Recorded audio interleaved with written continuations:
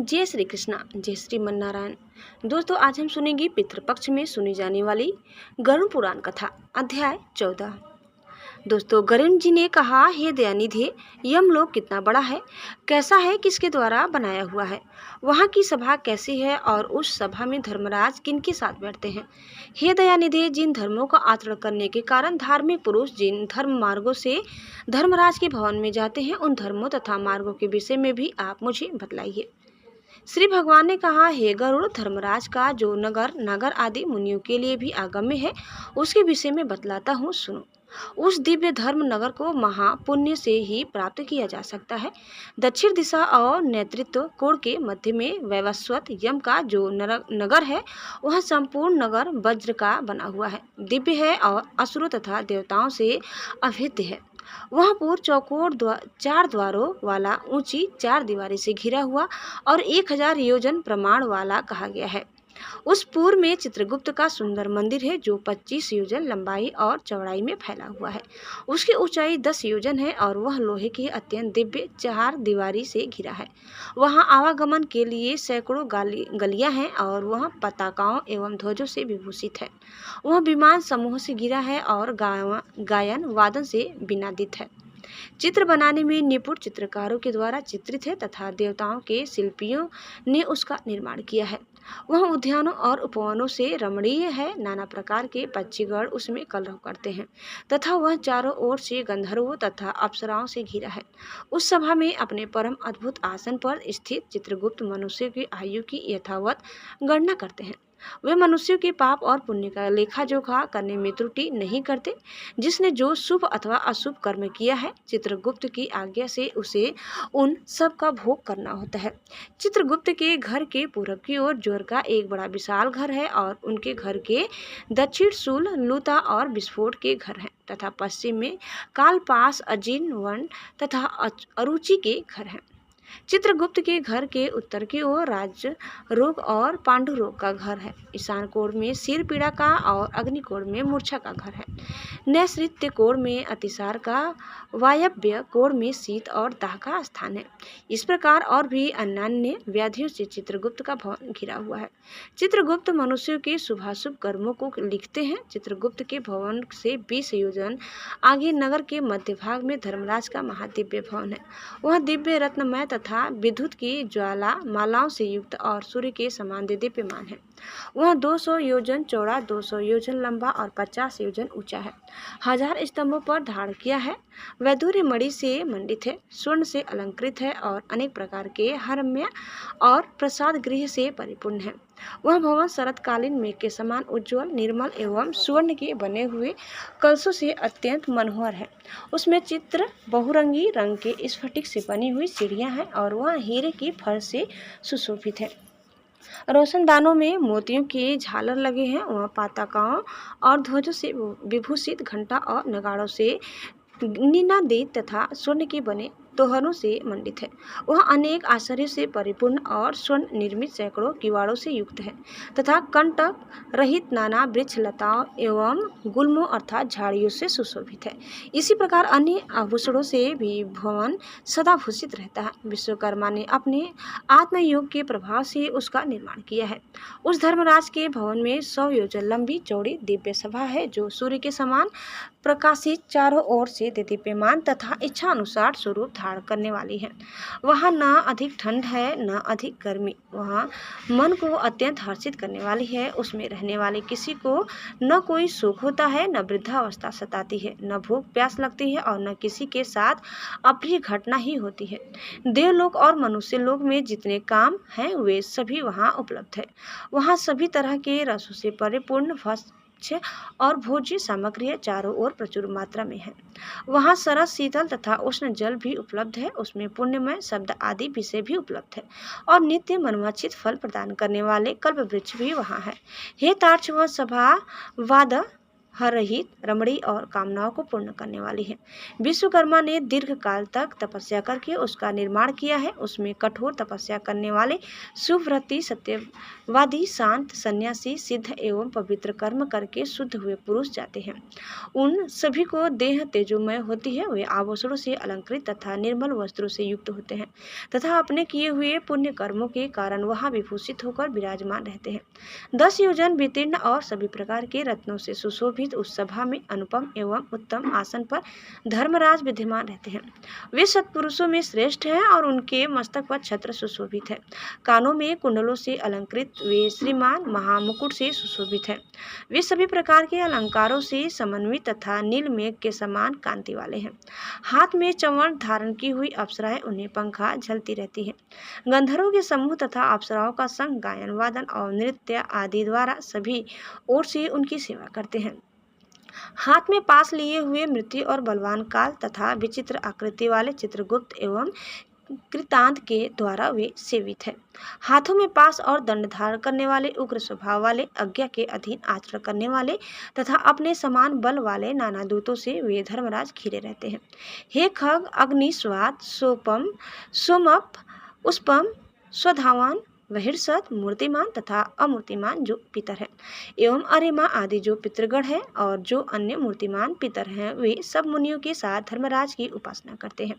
अत्रि, वशिष्ठ, पुलह, दक्ष, क्रतु, अंगिरा, जमदग्नि, नंदन, परशुराम, भृगु, पुलस्त्य, अगस्त्य, नारद ये तथा अन्य बहुत से पितृराज के सभासद हैं, जिनके नामों और कर्मों की गणना नहीं की जा सकती। ये धर्मशास्त्रों की व्याख्या करके यथावत निर्णय देते हैं।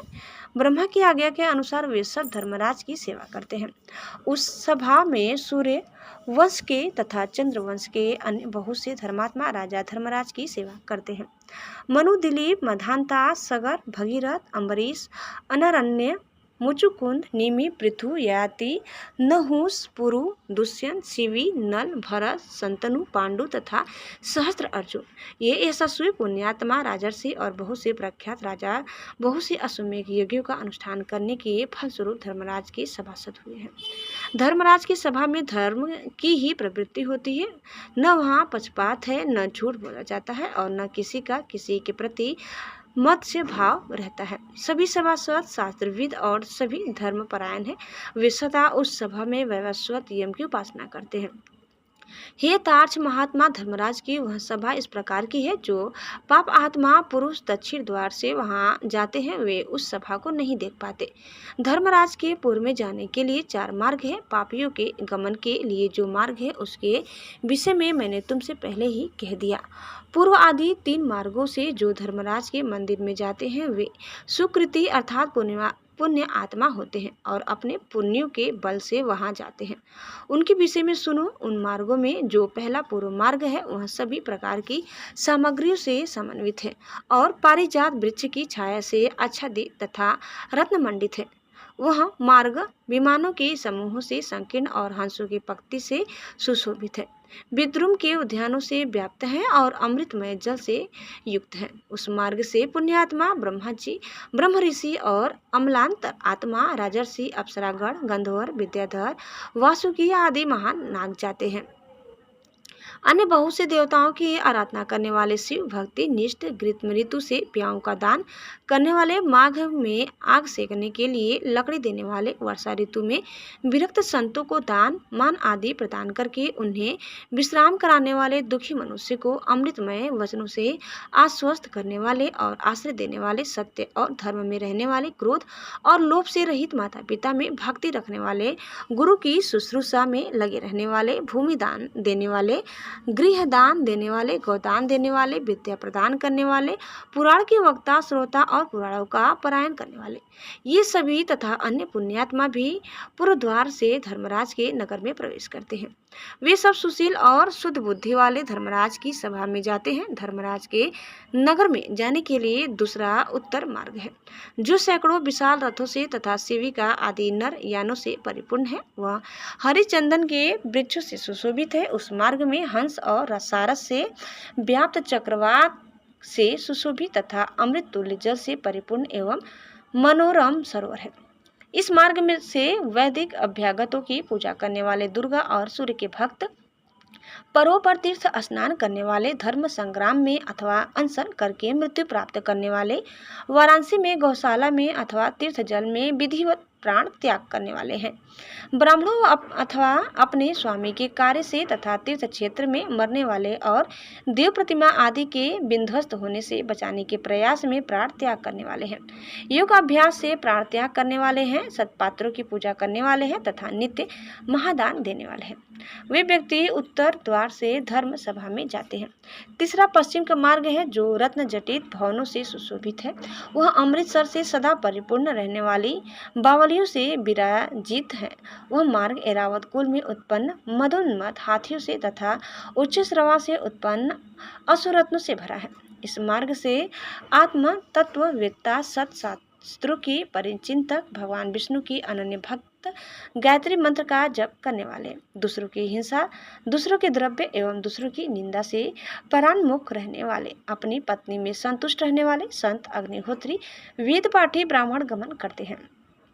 ब्रह्मचर्य व्रत का पालन करने वाले, वानप्रस्थ आश्रम के नियमों का पालन करने वाले, तपस्वी संन्यास धर्म का पालन करने वाले तथा श्री चरण सन्यासी एवं मिट्टी के ढेले पत्थर और स्वर्ण को समान समझने वाले, ज्ञान एवं वैराग्य से संपन्न सभी प्राणियों के हित साधन में निरत शिव और विष्णु का व्रत करने वाले, सभी कर्मों को ब्रह्मा को समर्पित करने वाले, देव ऋषि पितृ ऋषि एवं ऋषिगण, इन तीनों ऋषियों से विमुख सदा पंचयज्ञ में निरत रहने वाले, पितरों को श्राद्ध देने वाले, समय से संध्या उपासना करने वाले, नीच की संगति से अलग रहने वाले, सत्पुरुषों की संगति में निष्ठा रखने वाले, ये सभी जीव अप्सराओं के समूह से युक्त श्रेष्ठ विमान में बैठकर अमृतपान करते हुए धर्मराज के भवन में जाते हैं और उस भवन के पश्चिम द्वार से प्रविष्ट होकर धर्मसभा में पहुंचते हैं। उन्हें आया हुआ देखकर धर्मराज बार बार स्वागत संभाषण करते हैं, उन्हें उठकर अभ्युत्थान देते हैं और उनके सम्मुख जाते हैं। उस समय धर्मराज भगवान विष्णु के समान चतुर्भुज रूप और शंख चक्र गदा तथा खड़ग धारण करके पुण्य करने वाले जीवों के साथ स्नेहपूर्वक मित्रवश आचरण करते हैं। उन्हें बैठने के लिए सिंहासन देते हैं, नमस्कार करते हैं और पाद्य अर्थ आदि प्रदान करके चंदन आदि पूजा सामग्री से उनकी पूजा करते हैं। यम अर्थात धर्मराज कहते हैं, हे सभासदों, इस ज्ञानी को परम आदर पूर्वक नमस्कार कीजिए। यह हमारे मंडल का भेदन करके ब्रह्मलोक में जाएगा। हे बुद्धिमानों में श्रेष्ठ और नरक की यातना से भयभीत रहने वाले पुण्य आत्माओं, आप लोगों ने अपने पूर्व पुण्य कर्म अनुष्ठान से सुख प्रदान करने वाला देवत्व प्राप्त कर लिया है। दुर्लभ मनुष्य योनि प्राप्त करके जो नित्य वस्तु धर्म का साधन नहीं करता वह घोर नरक में गिरता है। उससे बढ़कर अचेत अज्ञानी और कौन है? अस्थिर शरीर से और अस्थिर धन आदि से कोई एक बुद्धिमान मनुष्य ही स्थिर धर्म का संचयन करता है। इसलिए सभी प्रकार के प्रयत्नों को करके धर्म का संचय करना चाहिए। आप लोग सभी भोगों से परिपूर्ण पुण्यात्माओं के स्थान स्वर्ग में जाए। ऐसा धर्मराज का वचन सुनकर उन्हें और उनकी सभा को प्रणाम करके वे देवताओं के द्वारा पूजित और मुनीश्वरों द्वारा स्तुत होकर विमान समूहों से परम पद को जाते हैं और कुछ परम आदर के साथ धर्मराज की सभा में ही रह जाते हैं और वहां एक कल्प पर्यंत रहकर मनुष्यों के लिए दुर्लभ भोगों का उपभोग करके पुण्य आत्मा पुरुष शेष पुण्यों के अनुसार पुण्य दर्शन वाले मनुष्य योनि में जन्म लेता है। इस लोक में वह महान धन संपन्न सर्वज्ञ तथा सभी शास्त्रों में पारंगत होता है और पुनः आत्मचिंतन के द्वारा परम गति को प्राप्त करता है। हे गरुड़, तुमने यमलोक के विषय में पूछा था, वह सब मैंने बता दिया। इसको भक्ति पूर्वक सुनने वाला व्यक्ति भी धर्मराज की सभा में जाता है। दोस्तों, इस प्रकार गरुड़ पुराण के अंतर्गत सरोधार में धर्मराज निरूपण नामक 14वां अध्याय पूर्ण हुआ। उम्मीद करते हैं कि आपको हमारी आज की यह कथा जरूर पसंद आई होगी। कैसी लगी कमेंट करके बताइए। चैनल में नए हैं तो प्लीज़ लाइक शेयर और सब्सक्राइब करना न भूलें। धन्यवाद। जय श्री कृष्णा, जय श्री मन्नारायण। एक बार प्रेम से बोलिए श्री बांके बिहारी लाल की जय।